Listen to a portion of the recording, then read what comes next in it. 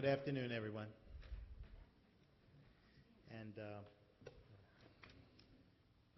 why don't we ask everyone, in light of the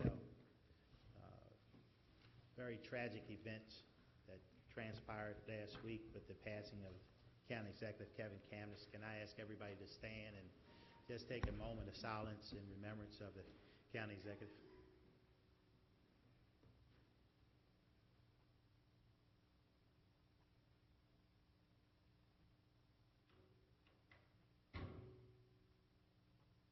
Thank you very much.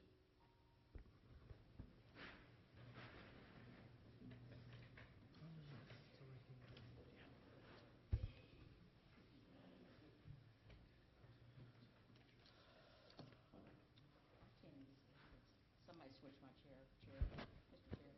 They always did that. Can y'all see?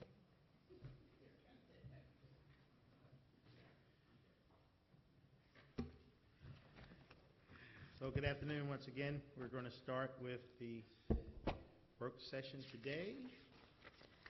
And we will start with page 1, Mr. Tim Sheridan, Court Administrator.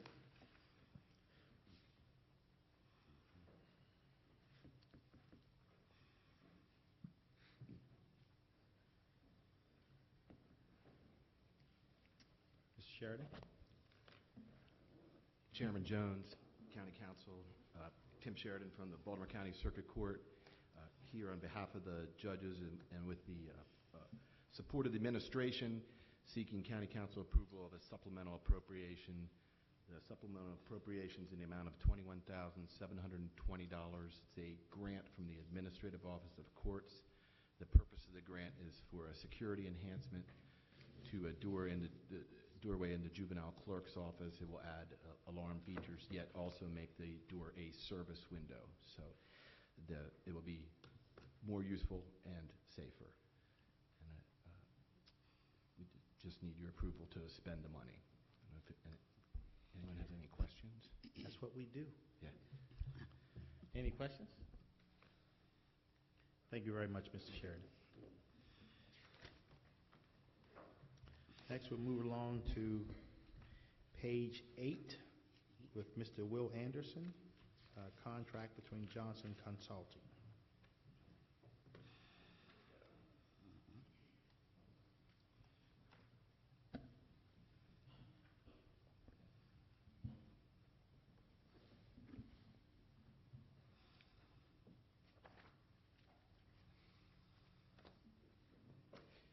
Mr. Chairman, members of the council.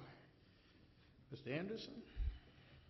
Fiscal Matter 1 is request of the administration to approve our contract with C.H. Johnson Consulting. This is consulting services for strategic plan for the county's tourism industry. The contract is not to exceed $74,500, and the purpose of the contract is threefold. One is to assess the county's existing tourism assets. Second is to uncover the economic opportunity of our tourism program here and in the region. And third is to reveal models that we could look at a future strategy for how to get maximum benefit out of our tourism program. I think it is certainly a worthwhile program. Councilwoman. Yes, Mr. Anderson, I just wanted to thank you for your hard work on this. I think it's a great start to a great opportunity for Baltimore County. So thank you. Thank you, and thank you for being a champion for it, Councilwoman. Councilwoman Bevis. No, thank you, Mr. Chair. Also, I agree with this, and it was nice to have the introductions a few weeks ago, and I look forward to the follow-up. However, I do have one concern that last year, we created the tourism bill of the 8%, and although I support that we support nonprofits outside of Baltimore County, some in Baltimore City and Harford County, I believe that we do need to support those arts, but I also want to make sure that we have that tourism money here in Baltimore County. I think this is all done in vain if we don't have money to actually promote the county after this work has been done.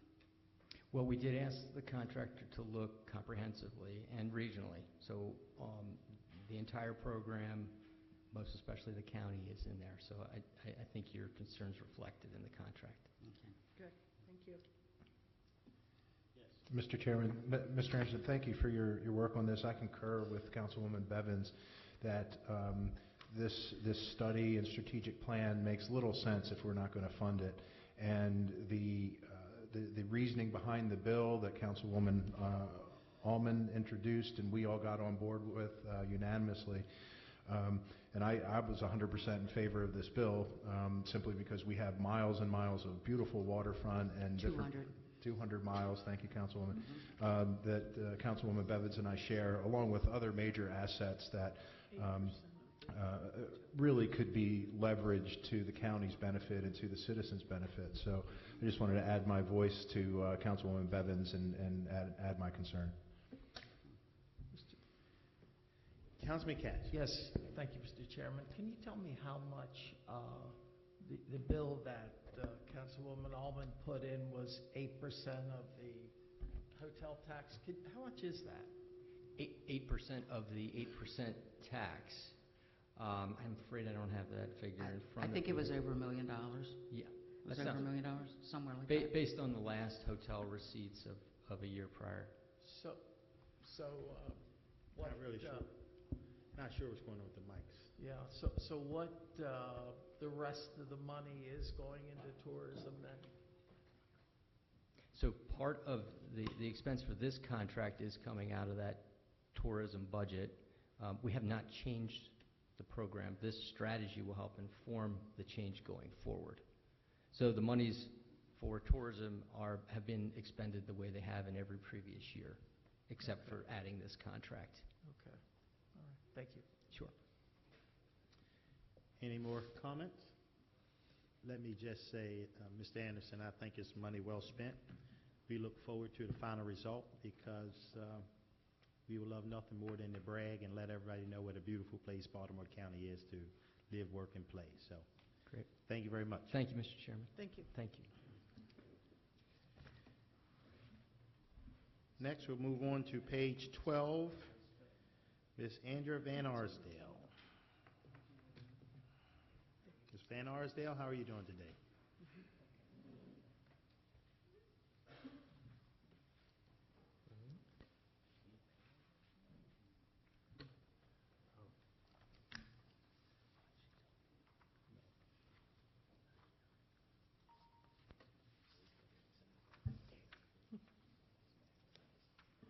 I seem to have lost my paper, but anyway. Good afternoon.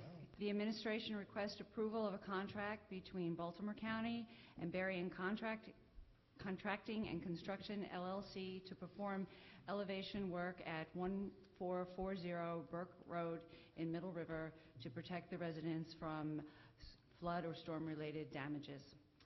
The estimated total cost is $174,900. 75% of that will be paid by Baltimore County through a grant through MEMA and FEMA, and the remaining 25% will be borne by the property owner. Any questions for Ms. Yes, Councilwoman Bev. Thank you, Mr. Chair. I just have a comment. I want to thank you for your work. I believe this is the second Yes, it is. Property in my district that has received this funding, which is greatly needed. I'm guessing they were smack dab in the middle of the flood zone. As is everyone almost in police quarters. Thank you. Mr. Chair, if I may? Yes, Council. Ms. Van Arsdale, off topic, but I think if you're not aware, that you'd be pleased to know that the Eastern Baltimore County Task Force are putting on the finishing touches to their very first Community Legacy Program grant application. Yes, I am aware. They are frantically calling. Very good. Well, please, and you and your office have been extremely supportive of what's going on there. So please keep it up because we need your help. So, thank you. We will. Thank you. I think that's it, Ms. Van Arsdale. Thank you very much. Thank you. We'll move on to Mr. Keith Dorsey, page 15.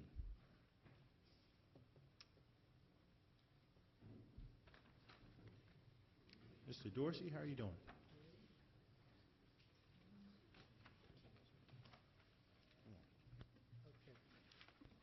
Okay. item on page 15, I believe we pulled.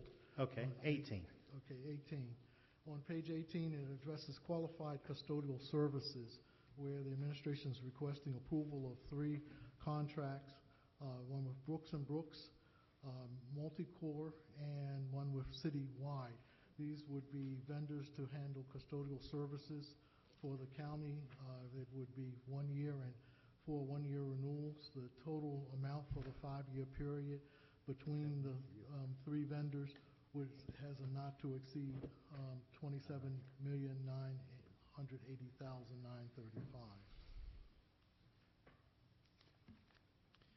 Mr. Dorsey, is this additional, who's doing these things now? They are, well, 3 vendors are. One of them is a repeat. This is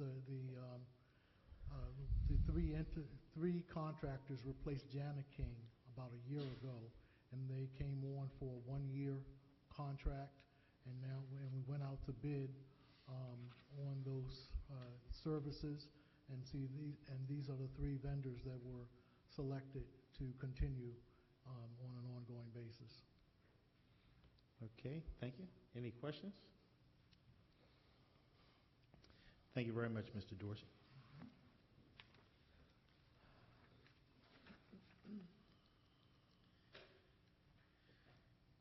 Okay, Mr. Steve Walsh, page 21.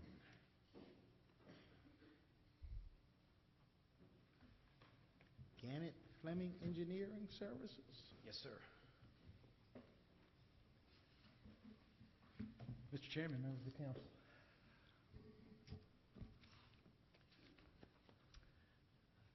Administration is requesting an addendum to a contract with Gannett Fleming Incorporated to provide additional construction phase engineering services for the Fullerton Reservoir project. And if you don't recall, the Fullerton Reservoir project is an $80 million project in Fullerton. It's going to provide 62 million gallons of finished water to the residents of the county and city. We're a year into the construction. We have 2 years remaining, so this basically will finish out that contract and allow the construction to proceed. The addendum increases the maximum compensation by $791,839 to a final contract value of $3,035,183 for the term of the contract, and this contract will expire at the end of the project. Councilman Marks? Thank you, Mr. Walsh. This project is in my district. I just want to thank Mr. McHenry and your staff for the monthly updates that we get on this. Thank you. You're welcome. Any additional comments? All right, Mr. Walsh, why don't you tell us about Baker Tilly, page 30. Yeah, the administration is requesting approval of our contract with Baker Tilly Virchow Kraus LLP to provide on-call financial and performance analysis services for the county on an as-needed basis. Occasionally, the county needs outside expertise to assist in evaluation of various things that come in. 2 tasks that were identified during this RFP process was a review of information associated with the yearly water settlement with Baltimore City, and a second task was the evaluation of a tax increment financing proposal. The contract commenced April 26, 2018, would continue until June 30th of 2018, may not exceed $25,000 unless approved by the council. If approved, the contract would continue for 1 year, and there's 4 single-year renewal options built in. Compensation may not exceed the amount appropriated for the services during the entire contract term. Any questions, comments? Thank you very much, Mr. Walsh. Thank you. Move right along to page 34. We're going to hear from our favorite county attorney, Mr. Mike Field. Thank you. Mr. Chairman and members of the council, this is the contract that we bring to you every spring to renew the contract of Elaine Katz as the Executive Director of the Baltimore County Ethics Commission. Mrs. Katz has been the executive director for 13 or 14 years. The amount is $30,000. It's been the same $30,000 for the past 5 or 6 years. The law provides that the county executive appoints the executive director, and of course, just because of the sum now, we need to just bring the contract before the council. Okay. Are there any questions? I'll just take this opportunity to thank Ms. Katz for her service thus far, and we look forward to working with her in the future. Thank you. Thank you. Now we move on to a few council resolutions. The first one is the authorization of a donation. The Terra Drug Deactivation Systems. That's Resolution 40-18. The good Dr. Branch is going to brief us.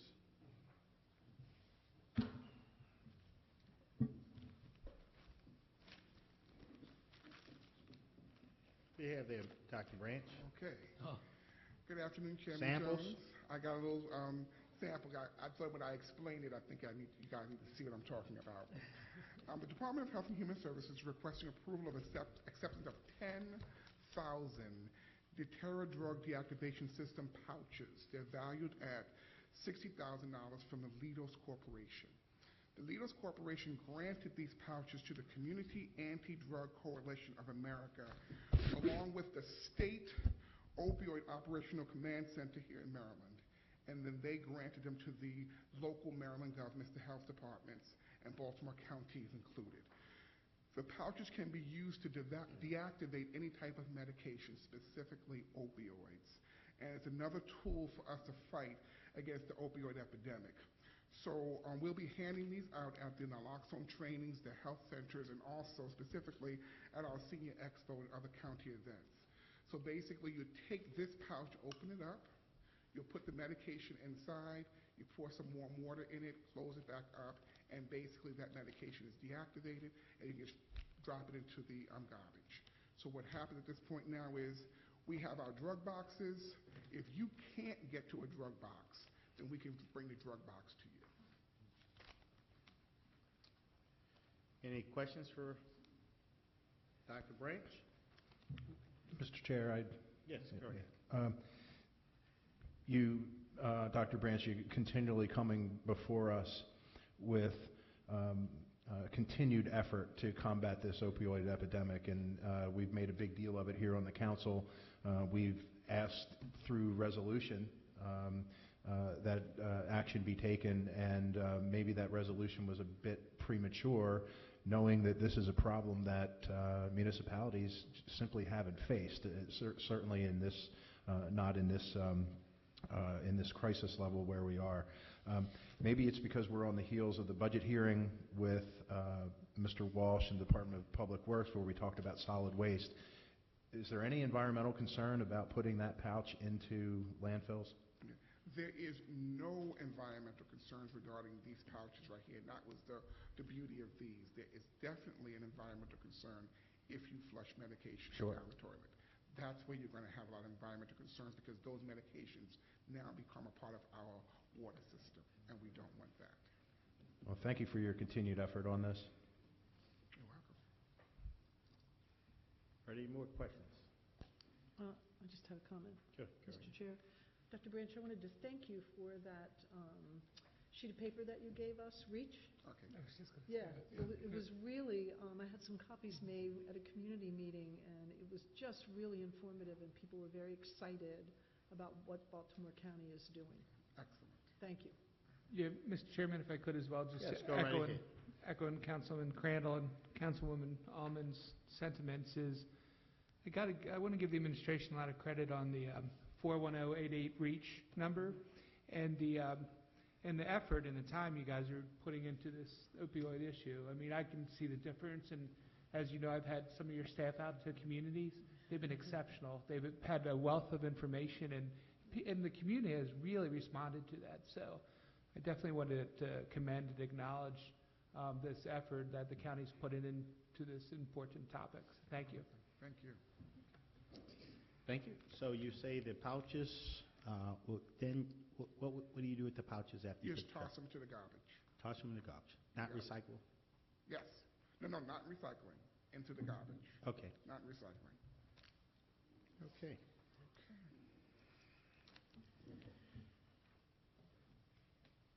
We will move, thank you very much, Dr. Branch. We'll move on to Resolution 41-18, Rural Legacy Area Plan Applications.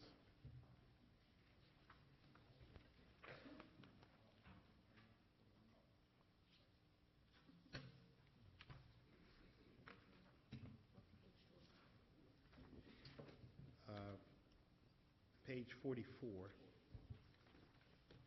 Resolution 41-18. Good afternoon, Chairman, members of the County Council. This is Wally Lippincott with the Department of Planning. I'm here for the administration that's proposing the approval of Resolution 4118 to rank and approve the 5 rural legacy areas and to approve an expansion of one of those rural legacy areas, the Manor area. The purpose of rural legacy is to control sprawl and to protect natural resources, including forest, farmland, and other natural resources through conservation easements. The county ranks these 5 different rural legacy areas based upon the quality of the work they've done, their ability to complete an easement, the extent of farmland, and protection of water quality attributes, as well as their likelihood of getting state funding.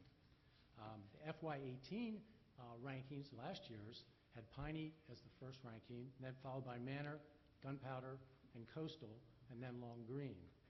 And last year, the Piney and Manor rural legacy sponsors received over $4 million in grant funds from the state. The proposed FY19 ranking is much the same: Piney, Manor, and then Gunpowder, and Coastal is then at the bottom tied with Long Green. As I said, the request also includes a expansion of the Manor rural legacy area, which will allow a property owner along Jarrettsville Pike, whose property is mostly wooded and part of a wooded area, to participate. Okay. Any questions or comments? Hearing none. Thank you very much.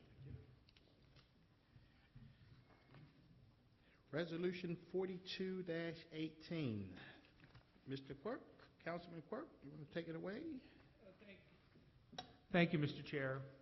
Resolution 42-18 asks the county administration to include in all county health insurance plans coverage for single dispensing to an insured or enrollee of a supplied prescription contraceptives for up to a 12-month period of time.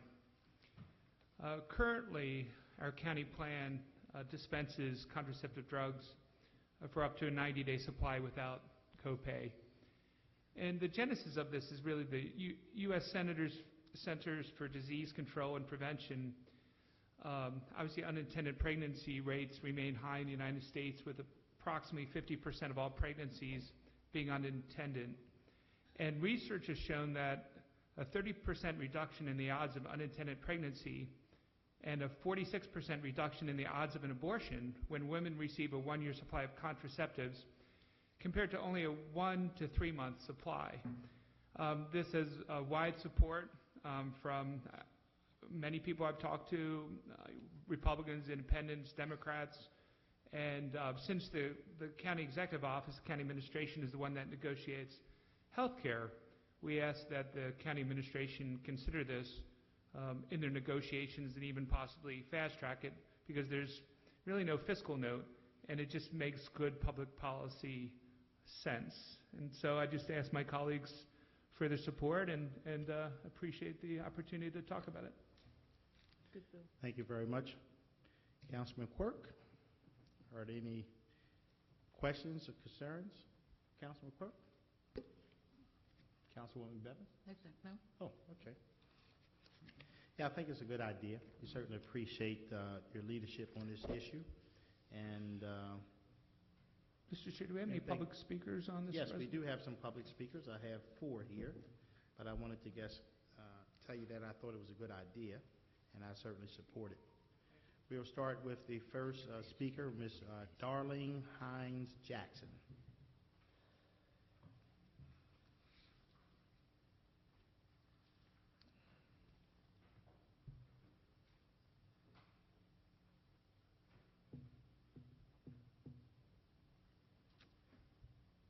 Ms. Jackson? Hi, good afternoon. I'm going to use my notes. So, my name is Dr. Hines Jackson. I am a nurse and have been a nurse for 14 years, and 10 of those years I've been a nurse practitioner. I am here today representing the Maryland Nurses Association in support of this resolution. The Maryland Nurses Association would like you to consider this for many reasons. The CDC discusses strategies to prevent unintended and unwanted pregnancies. Part of those strategies include nurse practitioners and providers educating their patients about what's the best birth control for them. It also discusses continuation of birth control. This resolution is in support of continuation of birth control. Women have ever increasing roles and responsibilities. In conversations with my patients, what I find is that I'm hearing very common current themes of missing birth control for various reasons, whether it just be being busy, not making it to the pharmacy on time, going on vacation, you name it, there's always something that can come into play that can cause them to miss it. This resolution puts in place a mechanism for continuance of birth control and to prevent and to allow access to birth control much easier than it presently is. Okay. Thank you very much. Thank you. Sure. Very good. Mr. Chairman? Yes, go right ahead, Councilman. If I might also state that just recently, the same exact thing was passed in the General Assembly in Annapolis. But the issue with that, as Councilman Ketch and I were talking about, is the state, believe it or not, doesn't really govern a lot of healthcare plans.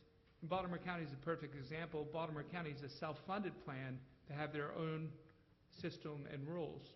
And so that's why I think it's really important that Baltimore County can actually lead the way on this, and hopefully other counties will also copy this, because I think this is an issue that we need to go after not only at the state level, but it has to come up from the bottoms up too, to make sure a lot of these self-funded plans make this a norm, because it's good for everyone. So I did want to mention that as well. Thank you. Next speaker, Kelly Rudis.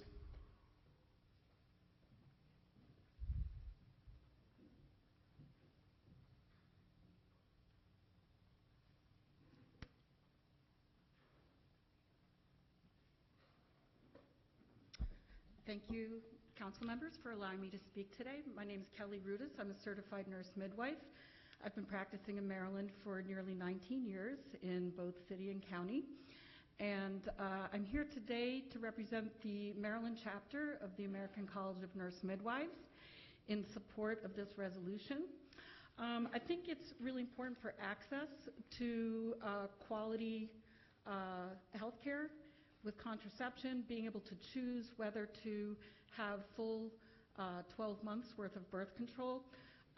Currently, as Mr. Quirk has said, it's 3 months are dispensed at a time, and I can't tell you how many times I've seen women in my office in clinical practice who have had a baby, and despite counseling and selecting what form of birth control is right for them, when they're limited to a 3-month supply, life happens. Working mothers especially, I understand this is for employees of Baltimore County. When you're a working mother, and I could say I'm also speaking as a working mother of Baltimore County, you know, at the end of the workday, you're rushing home, taking care of children. Just last week, I forgot to pick up prescription for stomach medication.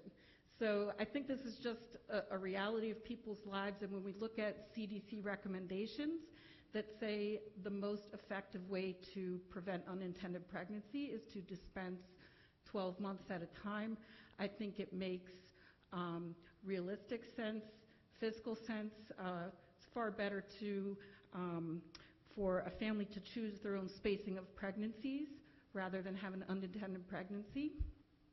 And I'm happy to answer any questions. Well, thank you very much, Ms. Rudis. Mm-hmm. You're welcome. Next speaker, Robin Elliott.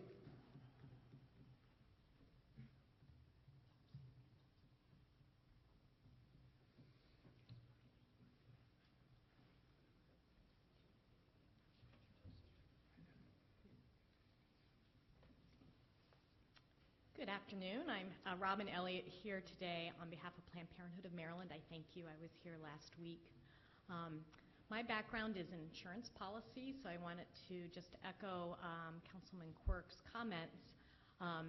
The state can pass laws, and in fact our state has, to set contraceptive policies. But plans like the Baltimore County plan, any municipality plan is what we call self-funded and exempt from those laws. So in Maryland, really excitingly, Governor Hogan last week signed 3 bills into law, and those bills had near unanimous support. And they ensure that women will be able to get 12 months of contraception at a time in commercial plans that are regulated by the state Employees Health Plan, and in Medicaid. So Councilman Quirk's resolution makes sure that Baltimore County will be thinking about whether or not women covered under the Baltimore County plan can have the same access. I'll just add that 12 other states have done this through legislation, so Maryland is joining them as of last week. One other state has done this through executive order, and last Tuesday, Connecticut passed legislation, and it is awaiting the governor's signature. So it is definitely a trend that we're seeing really all across the country. I just wanted to add, they couldn't be here today, but 2 groups are also supporting, and they asked me just to make sure that you knew. The American Association of University Women, and then Consumer Health First, which is a very active organization on health insurance, premiums, those kinds of things from the consumer perspective. So appreciate your time today. Thank you. Thank you for coming in. Next is Ms. Karen Nelson.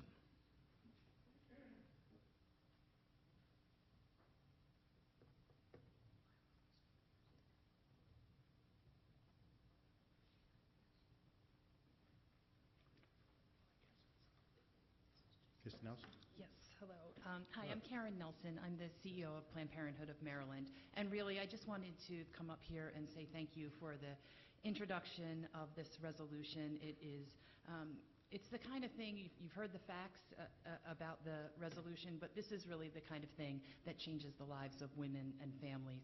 It allows them to plan their families appropriately, access to birth control, and it really, from the women that we see every single day, it changes lives.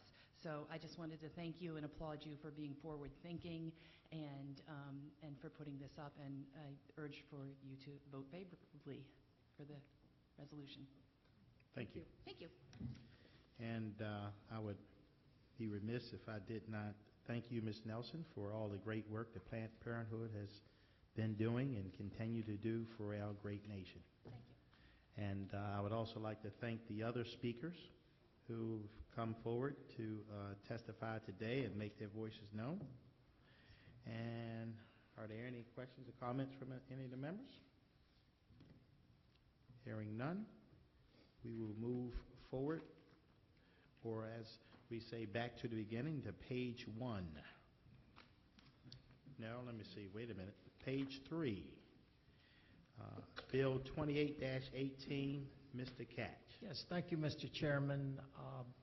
Along York Road in my district, the state of Maryland has placed 4 cannabis dispensary facilities. And of course, my constituents looked at the law and saw that each dispensary had to be 2,500 feet apart, and they measured to make sure.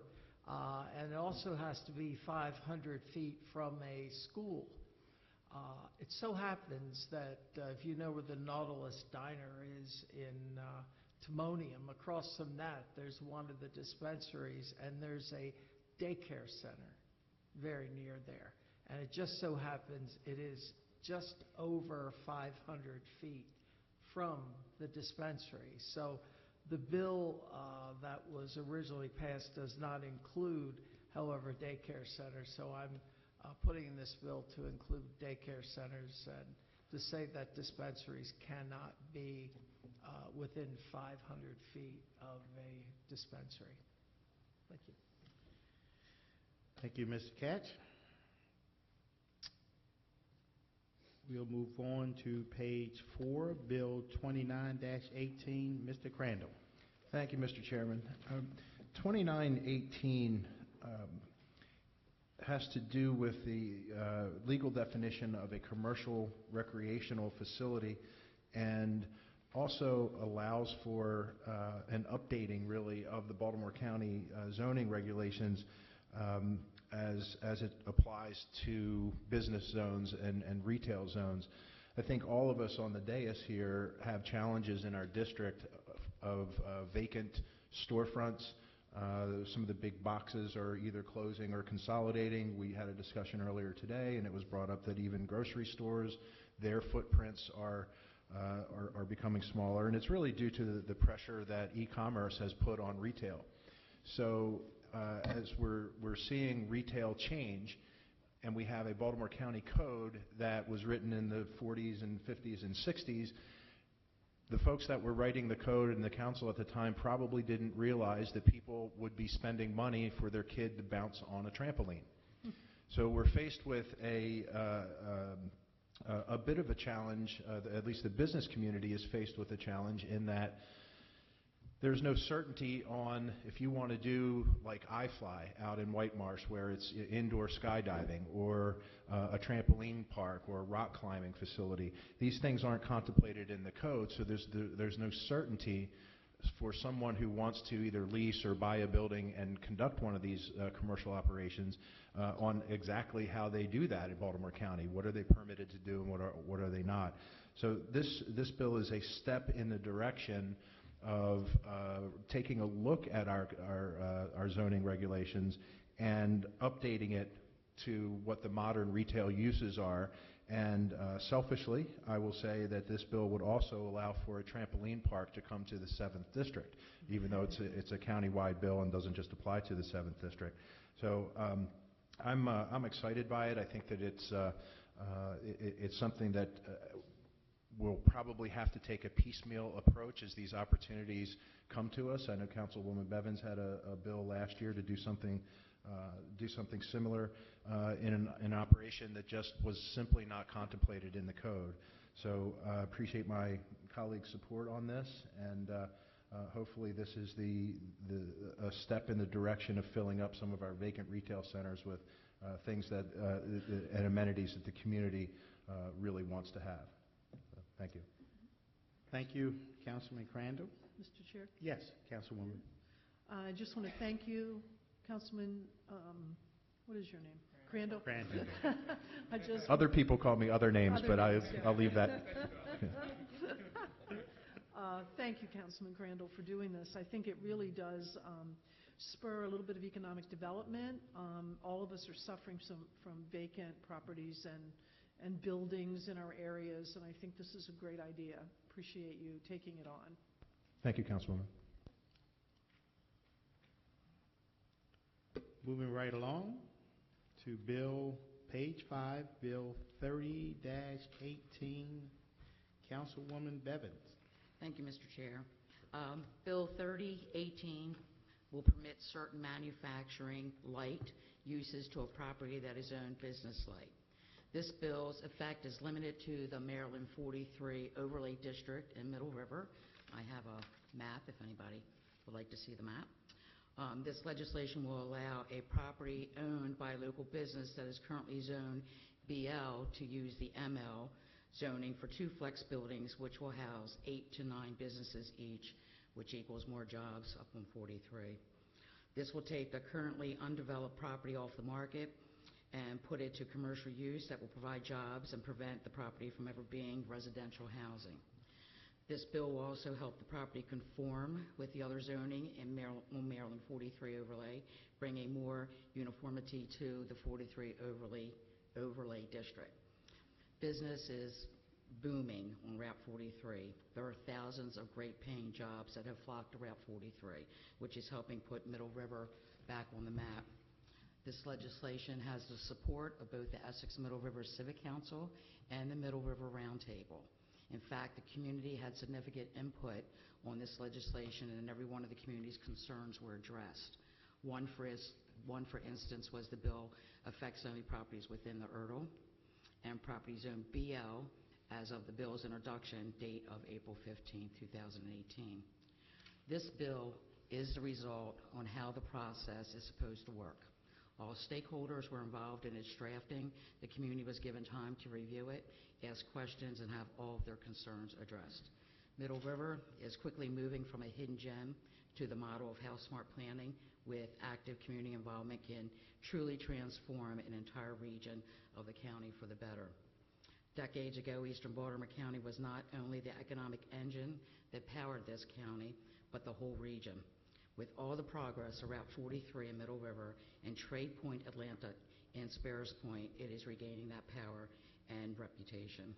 This bill is another part of the process that is helping Middle River turn back into a vibrant community, and I hope my colleagues will support it. Go East Side. Pardon me? Go East Side. Go East Side. Councilwoman Bevins, I do as a blue collar, somebody from a blue collar family on the East Side. Manufacturing jobs coming back to the East Side is welcome news, and I appreciate your facilitation of that. Thank you. Thank you. Appreciate that. All righty, we do have a speaker, Mr. Tom Pilon. P-line.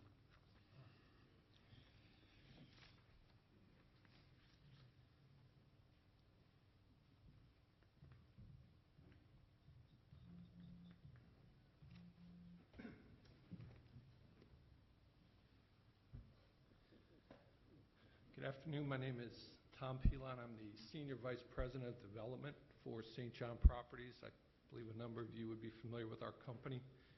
What's the name of it again? Yeah. And again, you would be familiar with our project that we've been working on with the A.V. Williams family and Somerset Construction over the last roughly 14 years off of Maryland 43, Baltimore Crossroads, and more recently known, a significant portion of that now known as Greenlee. And as you know, and all you have to do is drive by there, you can certainly see the success of that development. As Councilwoman Bevins mentioned, this piece of legislation would help to build on that success there. We were recently approached by a company that we do a lot of work with that owns a roofing company in that part of the county. Excuse me. And they had been working with another developer for a period of time, a number of years actually, trying to get their property developed, and they asked us if we'd be interested in kind of coming in as their partner in lieu of the other company. And when we looked at it and we saw that it was Zone BL, our feeling was it didn't make a lot of sense. It does not front on 43. It's on Campbell Boulevard. Sits closer to residential. As you know, obviously visibility from 43 would be helpful certainly for retail uses, and we certainly have that in spades at Greenlee. We feel that concentrating that type of development at the entrance to Greenlee makes a lot of sense. So we approached Councilwoman Bevins and asked if it might be possible to look at the possibility of being able to do flex-type development there. At her request, we went and we met twice with the Essex Middle River Civic Council, first with their board and then with their full membership. And we gained their endorsement for the legislation after addressing feedback from the board. And then subsequent to that, we met with the Middle River Roundtable, which is kind of a planning group that meets out there and looks at these types of issues and, again, gain their endorsement. So we would just ask for your support of the legislation. Thank you very much. Any additional questions or comments? Thank you very much, Mr. Pilon. And we will now move to page 6. Bill 31-18, Councilman Marks. Thank you very much, Mr. Chairman. Sure. This legislation does two things. First, it requires the county attorney to provide an annual report that details significant legislation before the county. Second, prior to the county's approval of a settlement in which legislative action will be required, the county attorney is required to provide written notification to the members of the county council. We worked on drafts of this legislation with the county executive staff, with the county attorney. I think this is a good bill. I think it improves openness and transparency, and urge your support. Thank you. Any questions or comments? Well, this will conclude today's work session. I want to thank everybody for coming out and certainly appreciate all the speakers. Thank you very much. Have a great day.